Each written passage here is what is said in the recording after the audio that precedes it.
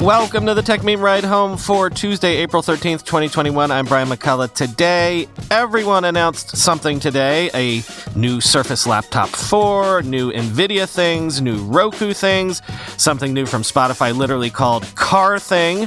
Oculus is going to hold a product event, Siri leaked the next Apple event, and Grab is going public via a SPAC.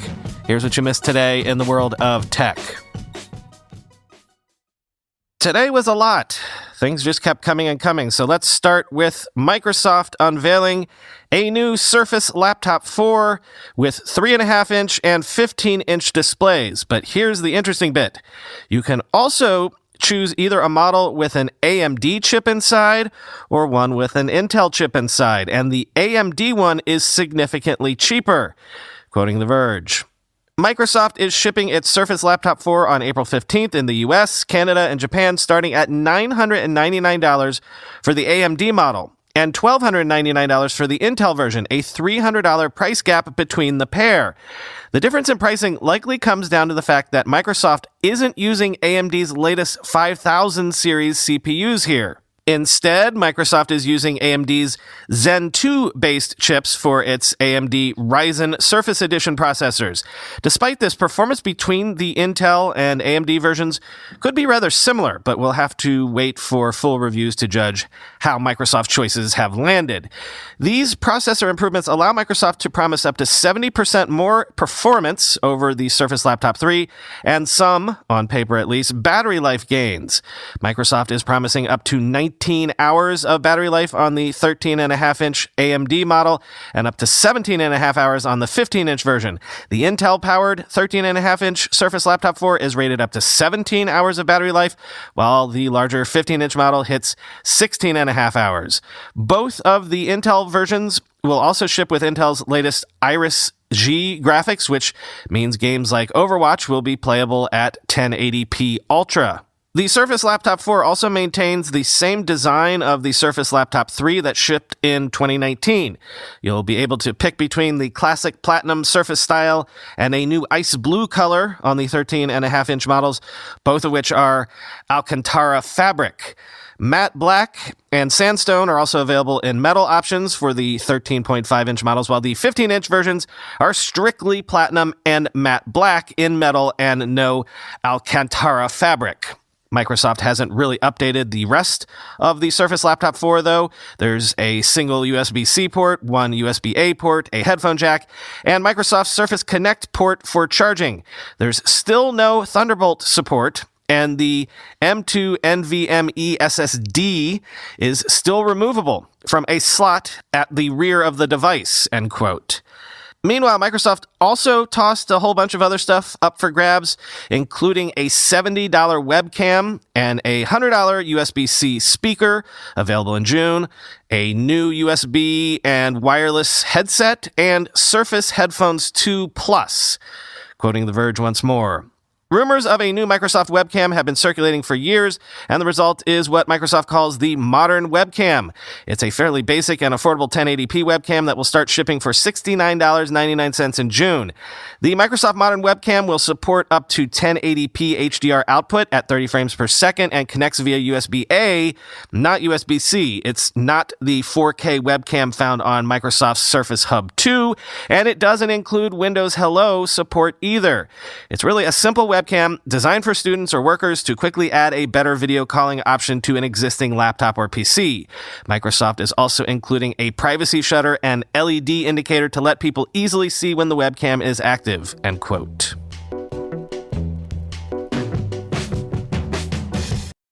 We now know that Apple will be holding an event next week, a week from today, Tuesday, April 20th, because Siri told us so. Basically, Siri leaked it. Quoting Mac Rumors. Upon being asked when is the next Apple event, Siri is currently responding with, the special event is on Tuesday, April 20th at Apple Park in Cupertino, California. You can get all the details on apple.com.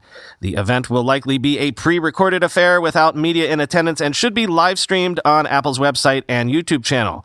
Siri is not providing the information in all instances and will in some cases simply refer you to Apple's website for information on events, but multiple Mac Rumors editors and readers have seen the premature premature information across Apple devices, including iPhone, iPad, Mac, and HomePod, end quote. So I guess we should expect the invites from Apple to hit our inboxes any minute now.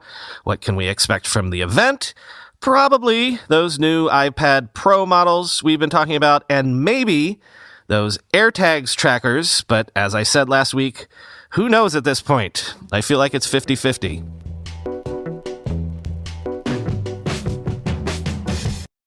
Next week is going to be busy because for the first time ever, Facebook is going to hold an event that they're calling the Oculus Gaming Showcase, a virtual event focused exclusively on VR games.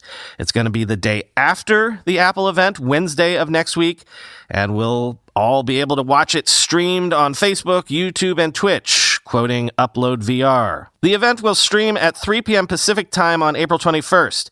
Facebook teased reveals from Cloudhead Games, Ready at Dawn, and ILM X-Lab with news related to Pistol Whip, Lone Echo 2, and Star Wars Tales from the Galaxy's Edge.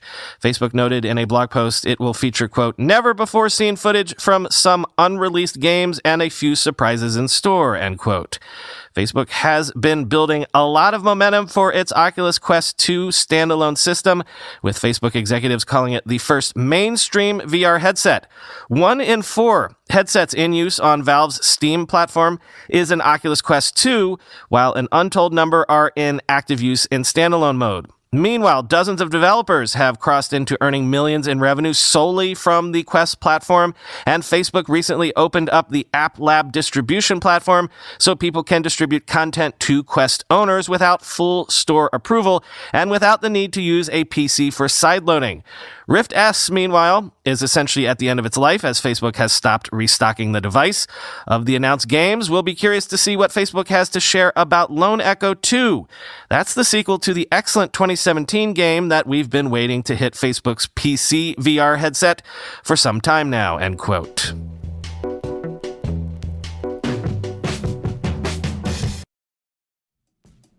Small businesses have always shown an incredible ability to adapt, innovate, and survive, even more so this past year.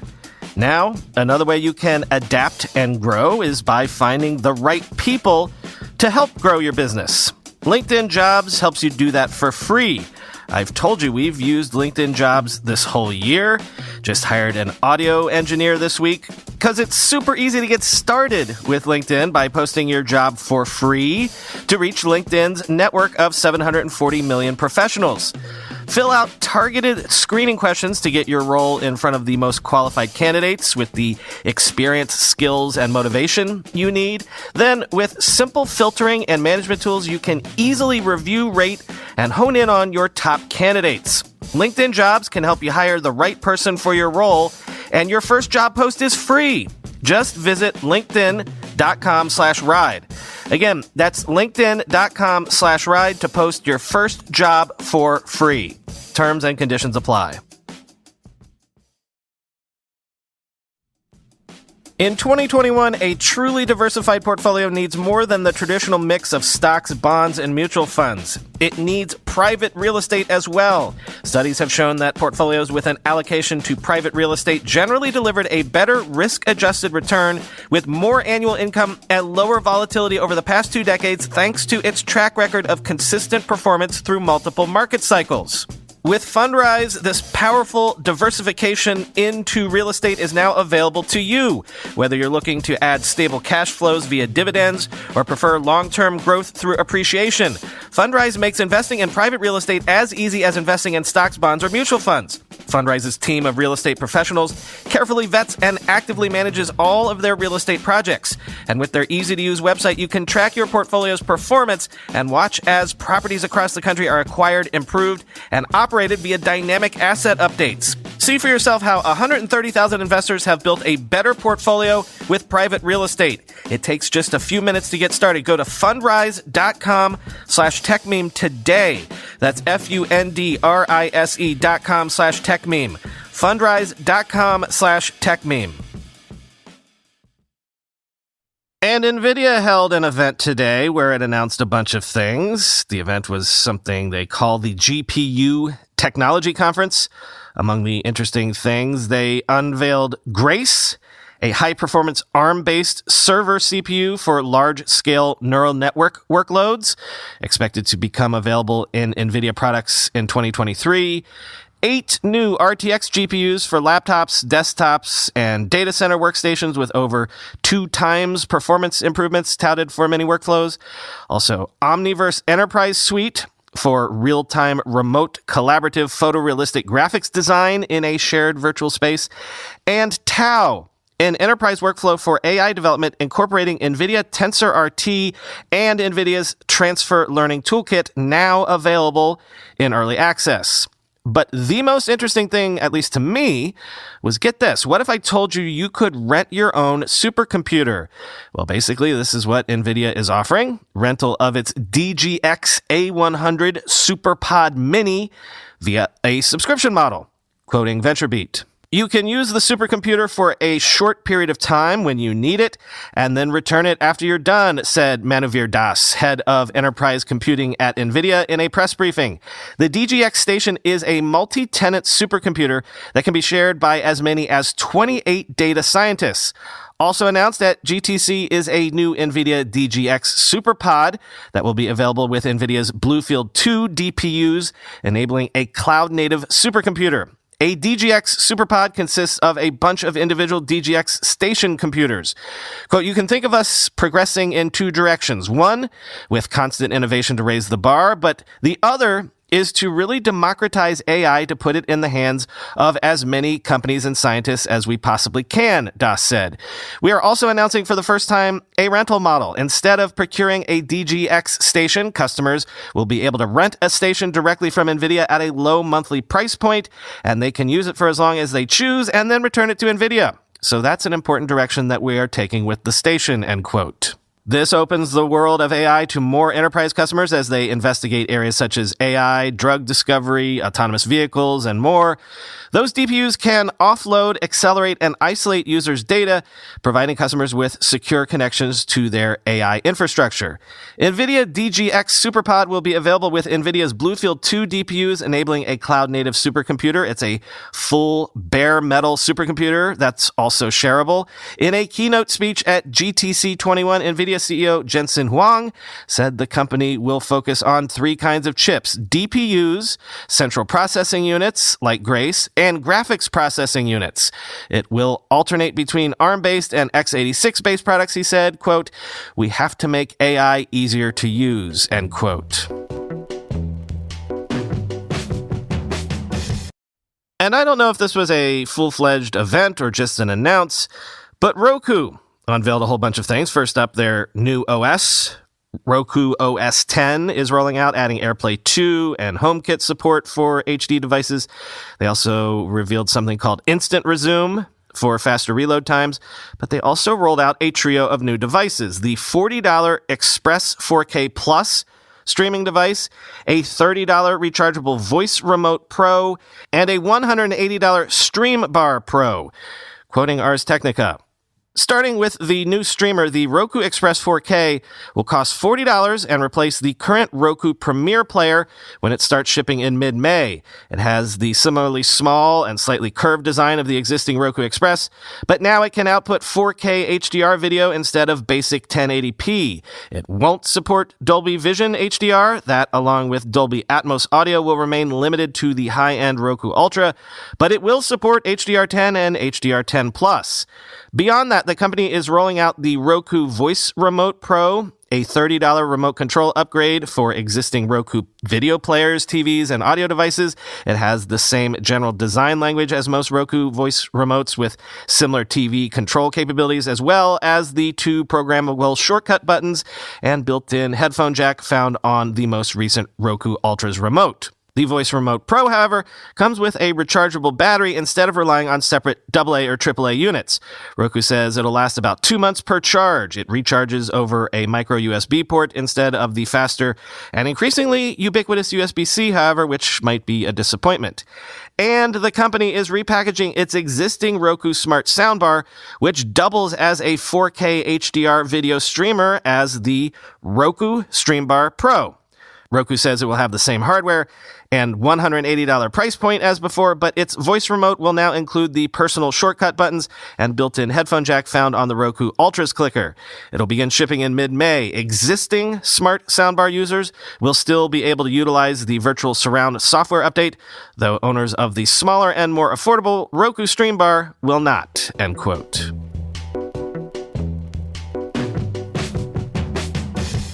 And hey, why not? Everybody else was announcing something today, so Spotify matched my mood by announcing a thing for your car that they are literally calling Car Thing. It's a Spotify-only voice-controlled gadget, and it's free for select US users. That's right, they're giving away hardware, quoting The Verge. Car Thing is only being released as a limited product launch, so you can't buy one outright. Instead, you can sign up for the waitlist and hope Spotify reaches out. It's only available for US customers, and you have to subscribe to Spotify Premium to qualify. Another thing to know, if you're choosing to try Car Thing, the device is free, but you have to pay for shipping. Spotify declined to comment on how many units it'd be giving away. The company's also billing the gadget as an exploration, so it's unclear how serious the team is about the product and its future. The device is shockingly small and lightweight. It has a thin profile and features two prominent buttons on the front, a small one that serves as a back button, and a larger knob that lets you interact with whatever's on screen. There's no speaker, so it's easiest to think of the device as essentially a Spotify remote. Yes, you could use your actual phone to play Spotify content, but instead, Spotify is betting that you'll want voice controls and a dedicated interface to control your audio. I tested Car Thing for a couple days and found the voice controls to be easy to use and relatively intuitive. I drive a 2009 Honda Fit and already keep my phone mounted to the dash for navigation, so I ended up mounting the Car Thing on my vent. This meant I had two bright screens facing me throughout my drive. I do have a screen built into my car, which you'll see in photos, but I don't use it for anything because I prefer Google Maps. The voice controls mostly worked. For some reason, it only got tripped up by a Kid Cudi request. But I grew frustrated with the steps it took to control music. When a song that I didn't like played, it took longer to say, "Hey, Spotify, skip," than it would have to just tap the skip button on my phone. I generally felt like I could more effectively navigate Spotify just by using my phone at stoplights. The device does shine, however, when you ask the voice assistant to start a playlist, and it registered those commands easily. As for the hardware itself, Car Thing pairs with a phone over Bluetooth. It needs this phone for a data connection, so yes, users will require a decent amount of data to stream. In a press briefing, Spotify noted that right now there's no way for users to pull only from their downloaded content, although that functionality could come in the future. Depending on a car's connectivity, users can either rely on an auxiliary cable for sound or keep their phone paired to their car's Bluetooth to play audio content over the speakers. The Car Thing doesn't have a speaker itself, and it's basically controlling the Spotify app on your phone. It's a strange setup. The device comes with a 12-volt adapter into which you'll plug the provided USB-A to USB-C cable. Car Thing does not include a rechargeable battery and needs to be plugged in at all times. The device also ships with 3 different mounts: a vent mount, a dashboard mount, and a CD player mount. You can clip a magnetic attachment to these mounts, which then lets you take the Car Thing off easily. Also worth noting is that the dash mount doesn't come with a suction cup and instead requires that you stick it to your dash with 3M adhesive backing, end quote.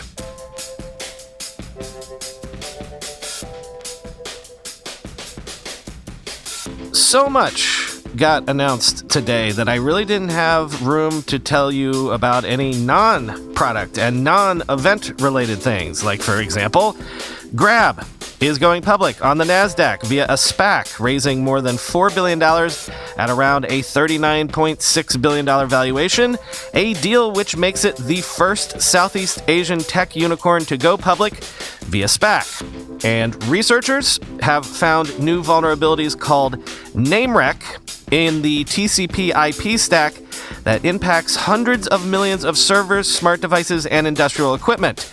And despite the fact that researchers reported the issues to their respective developers, only 3 of the 4 vulnerable stacks have released patches thus far. Super. Talk to you tomorrow.